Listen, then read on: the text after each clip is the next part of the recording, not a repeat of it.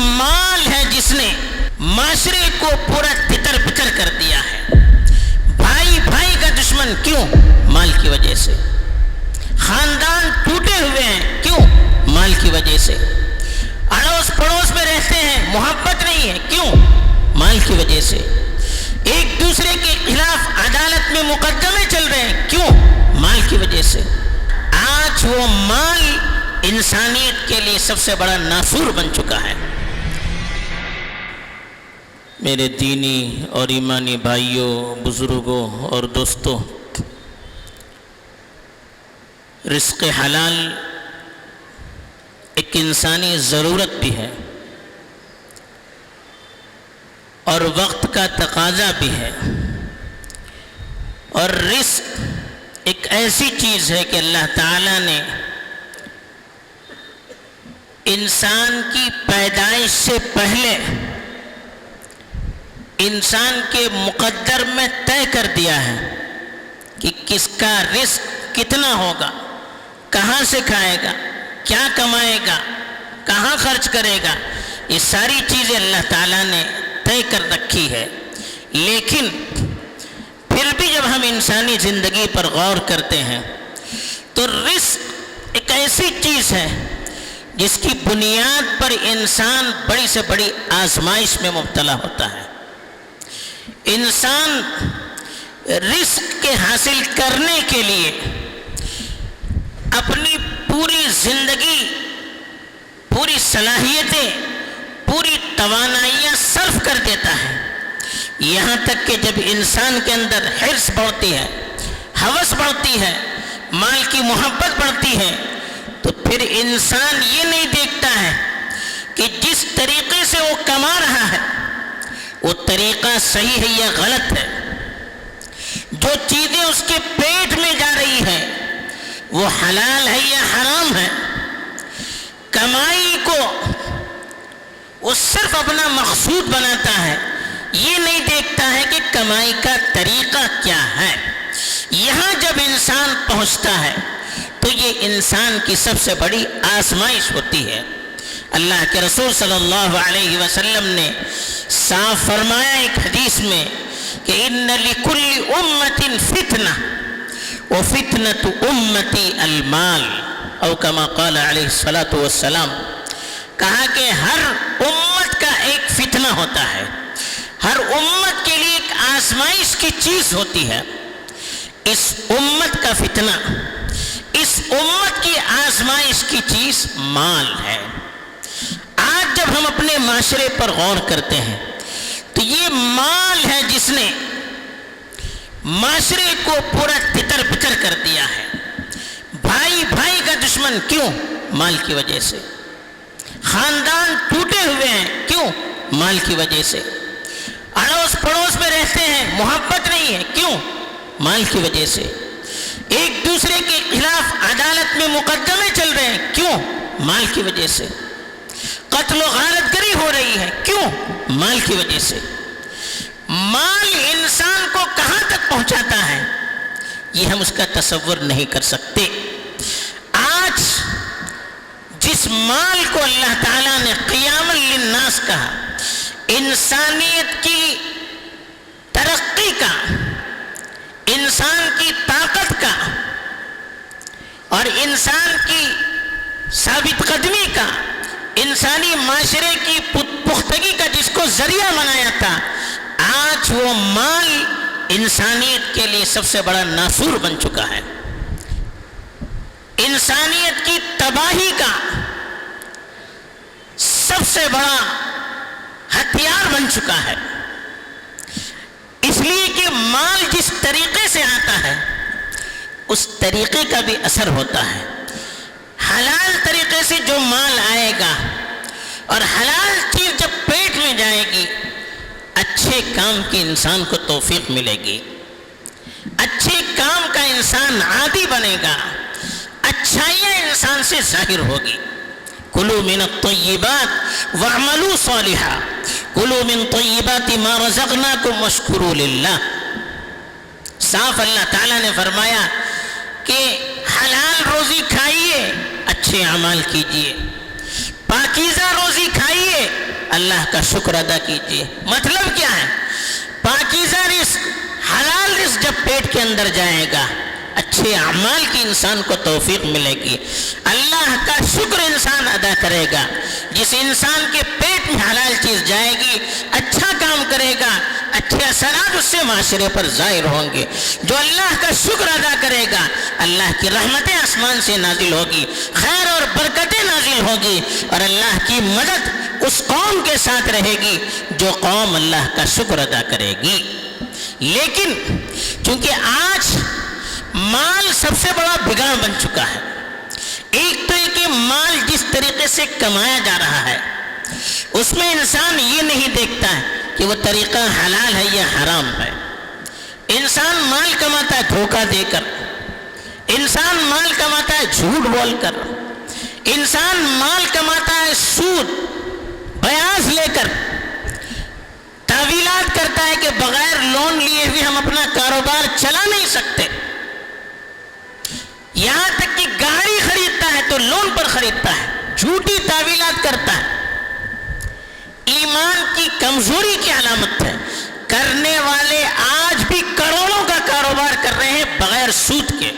اگر آدمی ہمت کرے، اللہ پر بھروسہ کرے، اللہ پر یقین کر کے کاروبار کرے تو سود لینے کی اس کو ضرورت نہیں ہوگی، اللہ کی مدد اس طرح سے ہوگی، خیر اور برکت اس طرح سے ہوگی، سکون اور اطمینان اتنا ہوگا کہ آدمی سود کے بارے میں سوچ بھی نہیں پائے گا۔ لیکن انسان کر رہا ہے، آدمی کما رہا ہے رشوت دے کر، آدمی کما رہا ہے ایسے غلط طریقوں کو اختیار کر کے کہ انسان کے رونگٹے کھڑے ہو جاتے ہیں۔ مال کی ہوس، مال کی محبت، اس کی حرص انسان کو اس کی شرافت کے چھوڑنے پر بھی مجبور کرتی ہے، اخلاق کی چادر کو تار تار کرنے پر مجبور کرتی ہے۔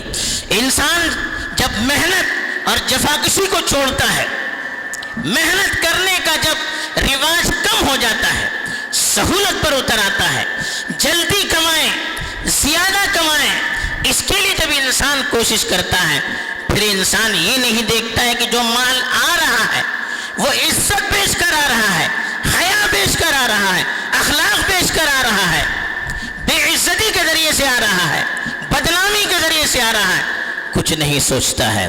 اللہ کے رسول صلی اللہ علیہ وسلم نے ایک حدیث میں انسانی حرص اور لالچی کی اس کے انجام کو بتایا کہ ما ذئبان ارسلان الى غنم بافسد لها من حرص المرء على المال والشرف لدینه، کہا کہ دو بھوکے بھیڑیے بکریوں کے ریوڑ ہوئے ان کو چھوڑ دیا جائے۔ بھیڑیے اور بکریاں ایک دوسرے کے ضد ہیں، بکریوں کو کھانے والے ہیں وہ۔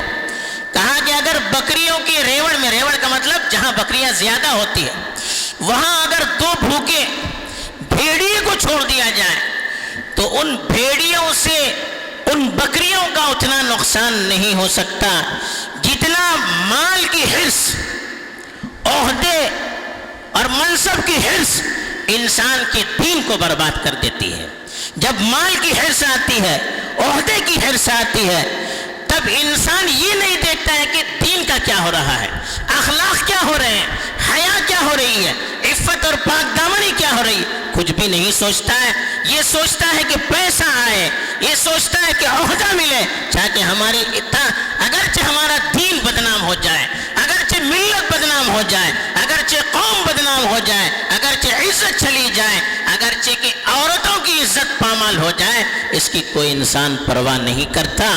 آج ہو رہا ہے، یہ حرام چیزیں انسان بھیجتا ہے، کتنے افسوس کی چیز ہے، حرام طریقے پر کما بھی رہا ہے اور حرام چیزوں کو بیچتا ہے صرف پیسے کے لیے، نشاور چیزیں انسان بیچتا ہے، نجس چیزیں انسان بیچتا ہے، شرک جس سے عام ہو ایسی چیزیں انسان بیچتا ہے، جن چیزوں سے معاشرے میں بے حیائی پھیلتی ہے ان چیزوں کو انسان بیچتا ہے۔ کیوں؟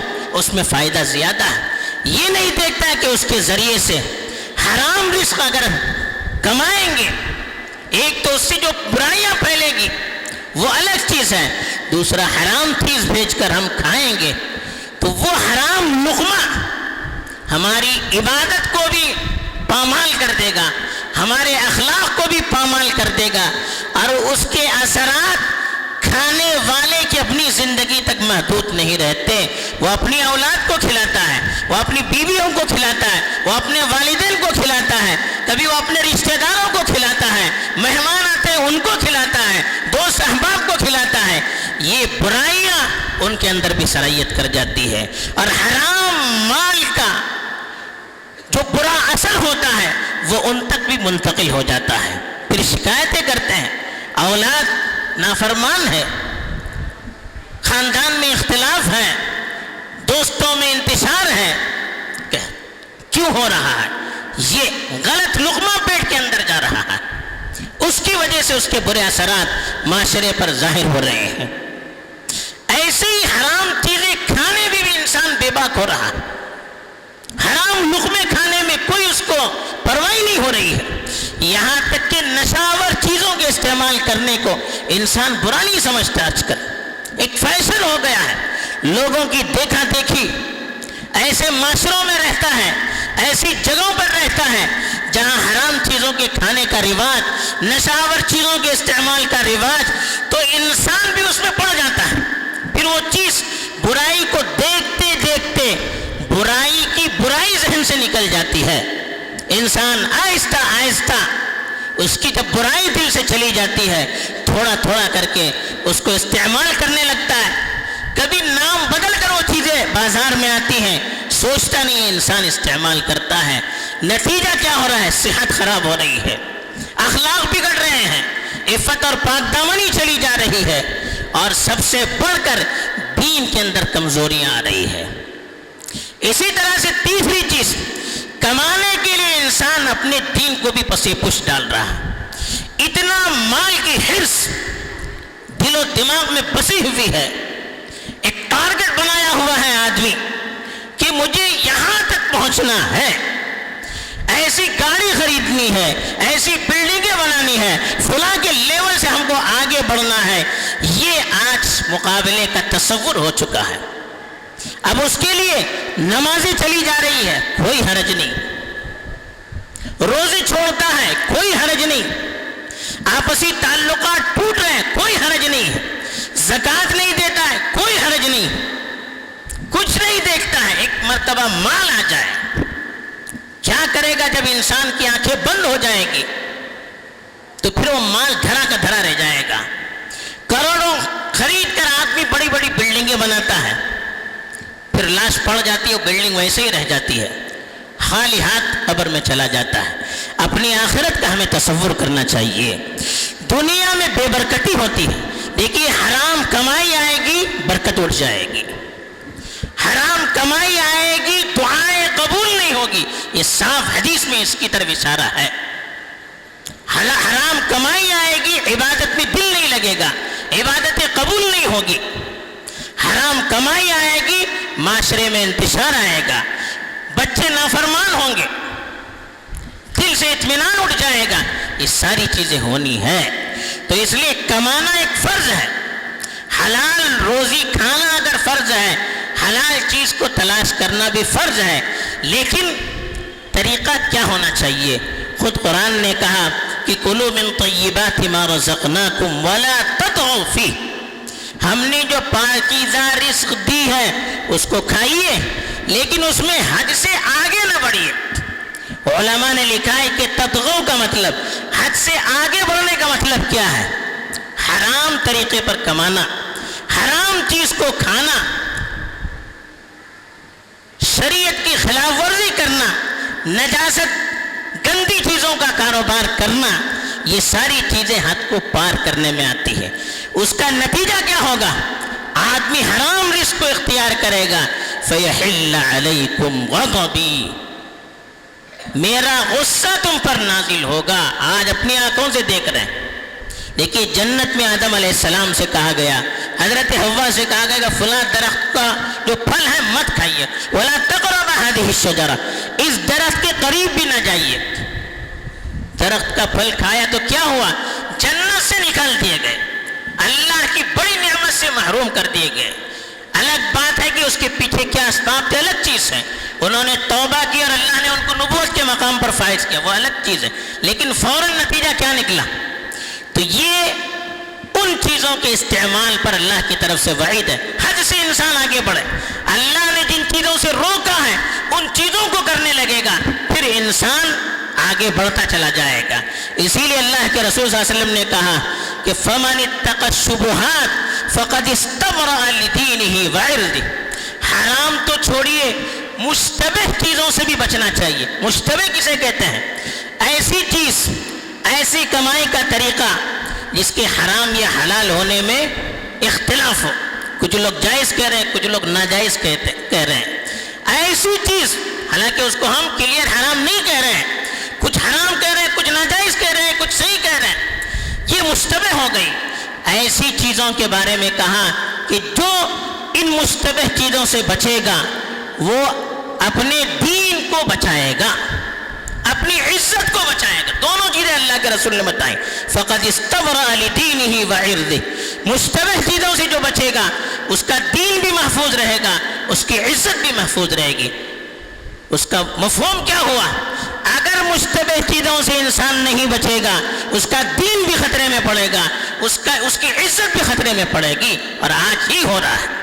وَمَنْ وَقَعَ فِي الشُّبُهَاتِ وَقَعَ فِي الْحَرَامِ، کا جو مشتبہ چیزوں کو اختیار کرے گا، مشتبہ کمائی کو اختیار کرے گا، اس کا حرام میں پڑنا یقینی ہے۔ اللہ کے رسول صلی اللہ علیہ وسلم نے اس لیے کہا ایھا الناس، اے لوگو، اتقوا اللہ، اللہ سے ڈرو۔ سب سے بڑی بنیادی چیز اللہ کا خوف دل میں ہونا چاہیے۔